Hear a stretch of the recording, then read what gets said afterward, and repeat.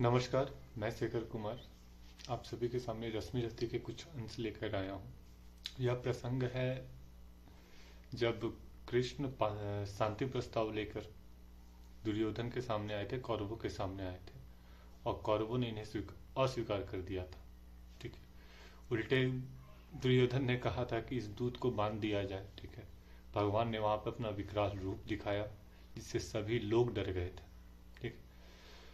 जब इस शांति प्रस्ताव को दुर्योधन ने ठुकरा दिया और कृष्ण वापस आ रहे थे तो उनके साथ कर्ण हो चला। हम भी करते हैं, अपने आसपास में घर के कोई मेहमान आए तो उन्हें हम गाड़ी तक, घर के बाहर गाड़ी तक जरूर छोड़ने जाते हैं। कर्ण भी उसी तरीका से छोड़ने के लिए, इन्हें रथ तक छोड़ने के लिए है। कृष्ण किसी तरीका से अनुनय विनय करके कर्ण को अपने साथ रथ पे बिठा दिया। कृष्ण का मंतव्य यह था कि किसी तरीका से कर्ण को इस युद्ध से अलग किया जाए, यानी कि उसे अपने तरफ कर लिया जाए।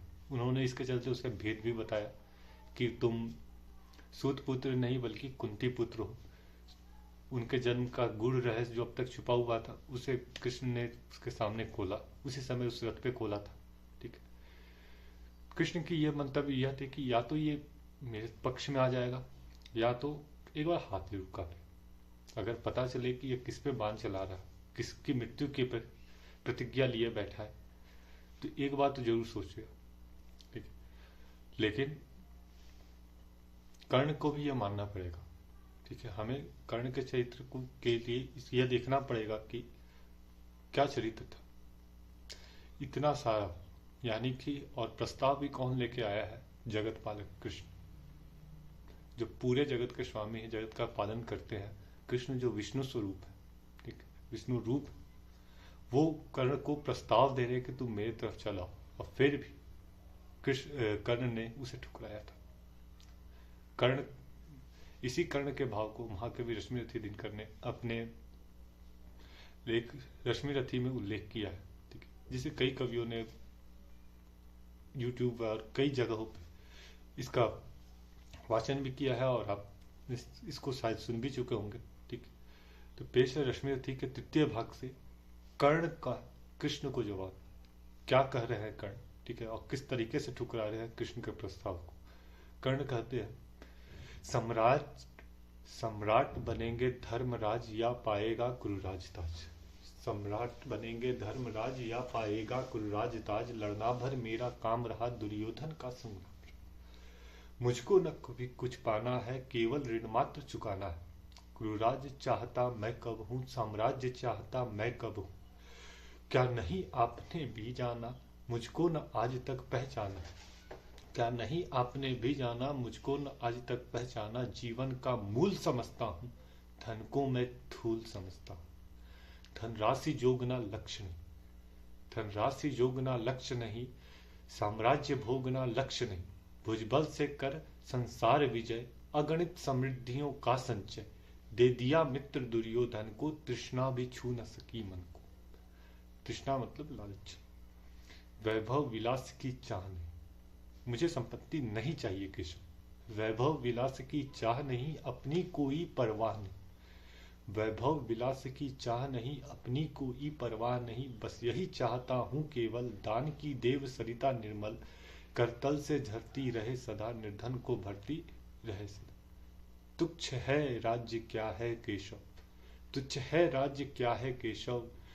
पाता क्या कर, पाता क्या नर प्राप्त कर विभव। चिंता प्रभुत्व अल्पत्य हास, कुछ चाक्य चिक्य कुछ क्षण विलास।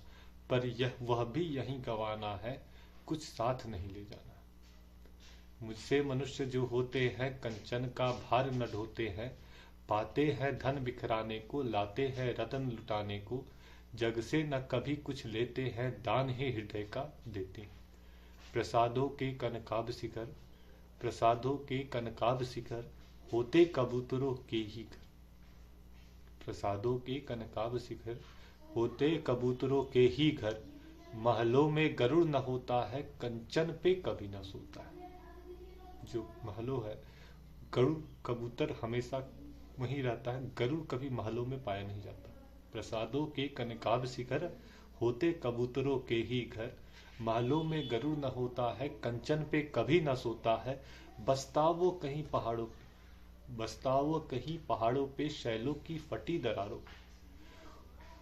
होकर समृद्ध सुख के अधीन मानव होता नित जप तप छिन्न सत्ता किरीट मणिमय आसन। करते मनुष्य का तेज हरण। नर विभव हेतु ललचाता है, पर वही मनुज को खाता है। नर विभव हेतु ललचाता है, पर वही मनुज को खाता है। चांदनी पुष्प छाया में पल, नर भले बने सुमधुर के मन। पर अमृत कलेश को पिए बिना आतप अंधड़ में जिए बिना वह पुरुष नहीं कहला सकता, विघ्नों को नहीं हिला सकता। उड़ते जो झंझावातों में, पीते जो वारी प्रपातों। सारा आकाश अयन जिनका, विषधर भुजंग भोजन जिनका। वे ही फनिबंध छुड़ाते हैं, धरती का हृदय जुड़ाते हैं।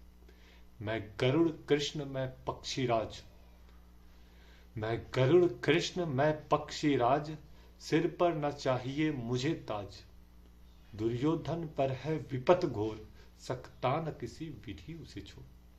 रणखेत पाटना है मुझको, अहिपाश काटना है मुझको। संग्राम सिंधु लहराता है, सामने प्रलय गहराता है। रह रह कर भुजा फड़कती है, बिजली सी नसें कड़कती। चाहता तुरंत मैं कूद पड़ूं, जीतू की समर में डूब मरूं। अब देर नहीं कीजिए केशव, अब देर मत करिए, युद्ध करवाइए। अब देर नहीं कीजिए केशव, अब शेर नहीं कीजिए केशव। धनु की दूरी तन जाने दे, संग्राम तुरंत ठन जाने दे।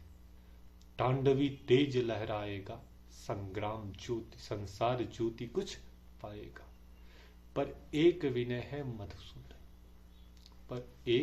है मधुसूदन, मेरी यह जन्म कथा गोपन।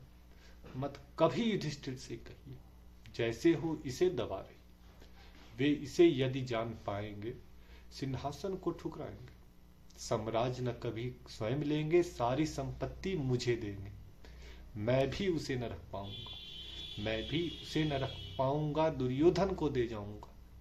पांडव वंचित रह जाएंगे, दुख से वे छूट न पाएंगे।